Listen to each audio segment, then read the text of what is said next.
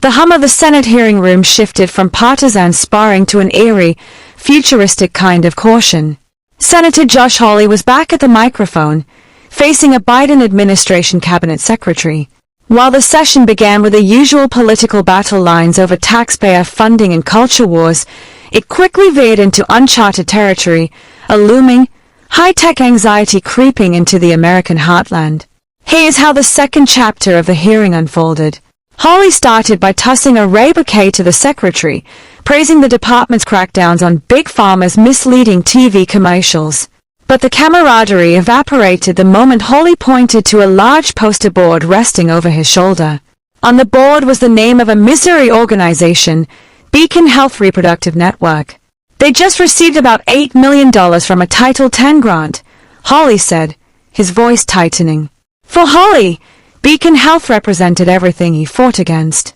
According to the senator, the group didn't just refer patients for abortions. They actively provided gender transition surgeries, fought Missouri's ban on transgender care for minors, and even lobbied the state legislature against legally defining the terms male and female. When are we going to stop funding people like this? Hawley demanded. Personally, I'd rather take the risk in litigation than subject children in my state to transgender care funded by federal taxpayer dollars. The secretary nodded, offering a pragmatic defense. He explained that these were 5U grants, and the department's lawyers warned that cutting them off early carried a massive litigation risk. However, the secretary offered a peace offering. The government was paying out the final year under strict monitoring, and a brand new funding announcement, NOFO, had just been released that would make the senator very happy. With a culture war truce established, Hawley pivoted to a completely different kind of threat, one that wasn't ideological, but physical. In the state of Missouri, we have something like 60 data centers. We have many, many more that want to come in, Hawley explained, bringing up a new image. This time, it was a massive, windowless monolith of a building in North Kansas City. Hawley laid out the staggering numbers. 3,000 data centers currently operating nationwide, with another 4,000 under construction to fuel the insatiable demand for AI and digital infrastructure. The single facility on his poster was projected to consume 700 megawatts of power, enough electricity to run 300,000 homes for a year. But Hawley wasn't just worried about the power grid. He was worried about the people living in their shadows. When I go home now, I get asked constantly by people about the health risks around these data centers, Hawley said. And I honestly don't know what to tell them. Constituents were reporting mysterious, grinding symptoms, headaches, migraines, vertigo, and neurological issues caused by the non-stop, low-frequency decibel drone of cooling fans. Worse, they fear the massive concentration of high-voltage transformers was creating a dense cloud of electromagnetic fields. Is this something that HHS will study? Hawley asked. If Hawley expected a bureaucratic brush-off, the secretary's response caught the room off guard. Instead of downplaying the fears, the secretary validated them with alarming specificity. I've litigated on this issue, the secretary revealed, noting that he had once submitted over 10,000 studies to a court of appeals to force the federal government to rewrite its EMF regulations. The secretary didn't mince words about what the science showed. The health risks of dense EMF exposure weren't just folklore, they were documented, grave, and varied. Neurological injuries, severe, chronic disorders rooted in the nervous system, carcinogenic risks, potential elevated links to cancer. The blood-brain barrier, a terrifying phenomenon where electromagnetic waves make the brain's protective barrier permeable, allowing environmental toxins to leak directly into brain tissue. The risks to me are horrendous, the secretary admitted frankly. To confront this silent expansion, the secretary announced that he had officially ordered both ARPAH, the Advanced Research Projects Agency for Health, and the Surgeon General's office to launch comprehensive base studies and meta-reviews. For the first time in the hearing, the tension gave way to total agreement. The digital gold rush was officially on notice, and the federal government was finally digging into what happens to the human body when a tech giant moves. The department recently elected to allow Title X grants to flow to abortion providers for another year. let me contextualize this and give you an example from my state as to why this concerns me. You're going to see, I think, over my shoulder here, a poster from an actual provider, abortion provider in the state of Missouri. This is an entity called Beacon Health Reproductive Network. They just received about $8 million from a Title X grant.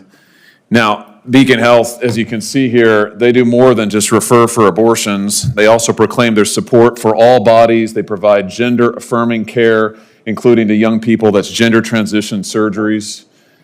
These folks now, who, by the way, went to my state legislature and tried to prevent the legislature from writing in the difference between male and female, defining that in state law. They opposed our ban in the state of Missouri on transgender surgeries for minors. So that's the kind of folks here. They're getting now $8 million in taxpayer funding from the Title X program because of the department's decision. When can you tell me, when are we going to stop funding people like this? I don't think that this kind of entity ought to be getting federal tax money. I agree with you, Senator. And, we paused those grants. These are 5-year grants. We paused them. There's a year left on them.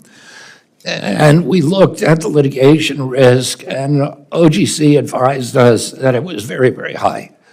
And so we're paying them out the last year. We're monitoring for Hyde Amendment compliance. We've just released NOFOs today that I think that are very aligned with your thinking, and I think you'll be very happy with. What about the Protect Life rule, Mr. Secretary, writing that back into regulations that would prevent going forward, any federal tax dollars from flowing to an abortion provider or an abortion referrer? I mean, are you still pursuing that? You mean outside of the Hyde Amendment's reach? Yes, yeah. But for instance, I'm happy to work with you on that. okay, good. I think that's important. I think that we should not be funding entities like this. And, personally, I think a litigation risk, I'd rather take the risk in litigation than subject children in my state to transgender care funded by federal taxpayer dollars. So I appreciate you working on this. I think if you look at the new NOFOs, you'll be very happy. Good.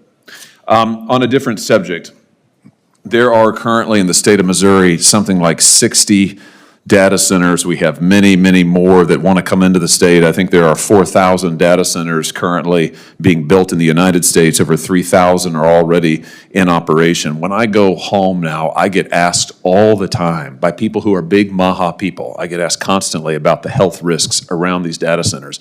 And I honestly don't know what to tell them because I don't know what the science is. But I just want to rehearse this for you. I'm going to show you a picture of a data center. This is in North Kansas City. I mean, these are massive. This is going to consume, I think it's 700 megawatts of power. That's enough for 300,000 homes in 1 year.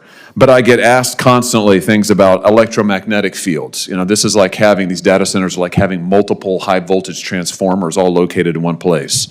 Is that an increased cancer risk? I have people in my state who worry that it is, who are now living next to these data centers. They worry about decibel levels, causing things like headaches, migraines, vertigo, other neurological disorders. My question to you is this something that HHS will study to look at the potential health effects here so we can get a handle on what is a health risk, what's really not a health risk, so that we know what we're dealing with when we're talking about thousands and thousands and thousands of these being built, not just in my state, all over the country?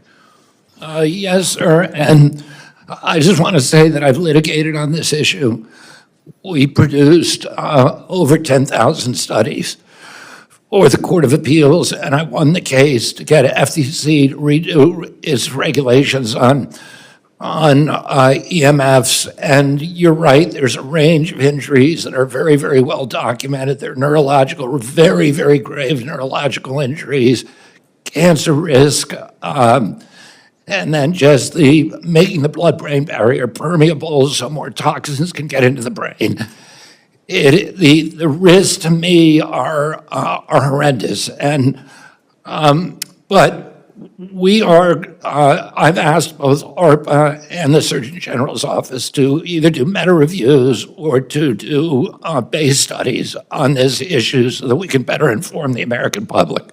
Good. Thank you very much. Thank you, Mr. Chairman.